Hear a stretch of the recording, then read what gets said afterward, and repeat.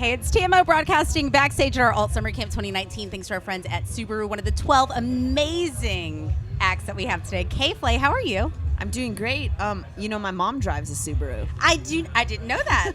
I didn't really. I saw all these Subarus out there, but I didn't put it together that Subaru was involved. Is she gonna come out and take some pictures? My mom actually lives in the Bay. Okay. So she's not gonna be attending this festival today, but maybe I'll take a picture with the Subaru and shout her out. Okay, I like that. Please do. She deserves it. She raised me. She gave up her whole life to raise me. So the least you could do is the least I could do. Get a picture in front of a Subaru logo. She's been waiting for that for a long time.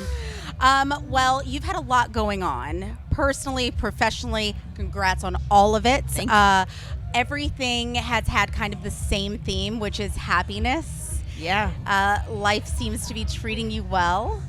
And you just, it almost feels like we're getting to watch you emerge, and you're sharing parts of that with us as far as coming into your own and, finding your own identity. Is that what's happening? Well, I think a huge part of it was, from the kind of musical standpoint, but also just a life standpoint, was the last record, everything that was happening in my life. It was it felt like problems, and this new record is called Solutions for that very reason. I think I spent, I worked hard this last year and a half to really pivot towards something that was going to make my mind and my body and my life, sort of better in certain ways. And yeah, I think there's a real honesty that has to happen when you do that, and it can kind of be brutal and horrifying to confront that, but it's a really it is a cathartic process, and it's been really exciting. And we got to see that with the first song, Bad Vibes, which I love. You said was just came to you sitting in a bar in Los Angeles. Yeah. Anybody who's been here, whether you're visiting or living, knows that is a very relatable feeling. And so I loved that you kind of pushed it away, because that's what we all need to do better. Is instead of we internalize it and we let it affect us, and you're kind of we're not going to allow that negativity into our space. And I love that. Totally. And I think to me the whole thing is about what is productive cynicism and what is unproductive. You have to have cynicism in any society for it to function properly, to not have fascist leaders. But when you get to this point where it's sort of perpetuating itself, it's not productive. That's when I was this is just giving me bad vibes. There's no point to this. I love that. I need to write a song. And there's a big trend, I feel with the album, in self-acceptance, self-love, even to the point of engaging in other relationships, of saying, I want this to be mutual. I want the vulnerability to be reciprocated. And it's kind of enough. It goes along with the same theme of, I'm not going to put out this energy to not get it back, because then in turn it's almost like you're hurting yourself. You're allowing yourself to be out there. What was that all just part of you saying, I want to find happiness, I deserve happiness, I want to let go of the negativity? Where did that theme kind of come from?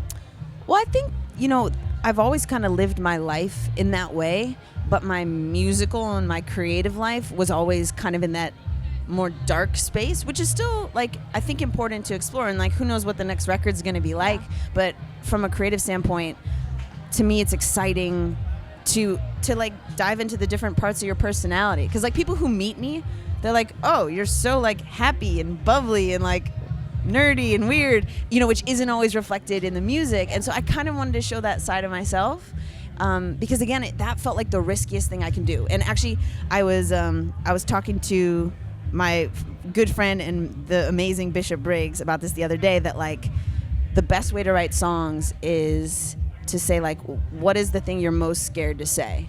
And for me, I found it scary to say you know what, most of the time I like myself. That felt like the scariest thing I could say on a record. And so that was the guiding light for me. I was that's what I'm going to talk about. I love that. And I was having a similar conversation. I think especially as a woman, it can be really daunting to say that very simple sentence, to say, I like myself, and kind of, if you don't, get lost, especially in a professional setting. It's almost, we work in a very creative space where other people's inputs matter. Sure. On some levels, but then you have to go home and say, okay, well, let me separate the fact that yes, that opinion is there, but do I need to internalize that? Do I need to absorb that? Can I just say, you know what? We're going to agree to disagree. Yeah, and like when I think about all the creative people that I admire, whether those are like authors, poets, filmmakers, musicians, whatever, it's people who just have a sense of direction and sense of self that isn't dictated by the public, right? And sometimes like what you're stoked on and what you do intersects with what the public loves. Sometimes it doesn't. And like I just think the important thing is to be authentic, because you can never go wrong if you're honest. Yeah. You can be embarrassed and deeply humiliated, but you can't really go wrong. And that's like, to me, that's exciting. Absolutely. And it just goes with the old saying my mom always used to say, just make sure that when you lay your head down at night, you're okay with yourself.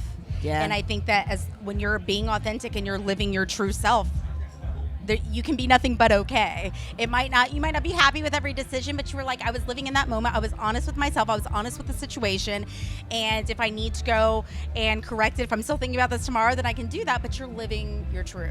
So I completely agree. And I think 2019, we could all use some truth. Absolutely. I just want to say thank you for just the music and the positivity that you're putting out there and sharing it with us, because it is weird that sometimes the most vulnerable thing we can do is be happy.